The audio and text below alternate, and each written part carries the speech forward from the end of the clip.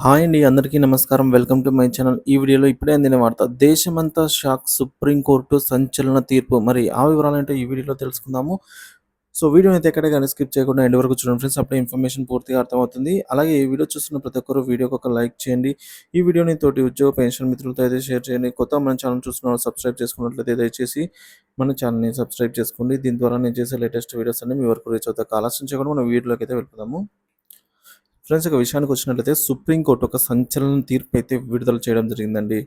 So ఏంటంటే ముఖ్యంగా సామాన్యులకి సుప్రీంకోర్టు తన వద్ద ఉన్నటువంటి డిజిటల్ డేటా క్లౌడ్ ఆధారిత మౌలిక సదుపాయంగా అయితే దేశ ప్రజలకు ముఖ్యంగా సామాన్యులకు అందుబాటులోకి తీసుకొని రానున్నది. సో ఈ విధంగా మనకి ఒక కీలక శాఖని ఇస్తూ సంచలన తీర్పు విడుదల చేయడం జరిగింది. స్పష్టమైన అనుమతి లేకుండా దేశంలో ఎక్కడా కూడా ఎలాంటి కూల్చివేతలు చేపట్టకూడదని సుప్రీంకోర్టు సంచలన తీర్పు అయితే ఇవ్వడం గమనార్హము. సో, ఇక్కడ మనం చూస్తున్నాం బీఆర్ గవాయ్ అలాగే జస్టిస్ కె. విశ్వనాథన్‌తో కూడినటువంటి బెంచ్ ఈ మేరకు స్పష్టం చేసింది. ఇక రైల్వే పైప్‌లైన్‌లు, ఫుట్‌పాత్‌పై నీటి వనరుల వద్ద మాత్రం ఆక్రమణకు గురైనటువంటి ప్రదేశాలను సో, ఇక్కడ మనం చూస్తున్నాము.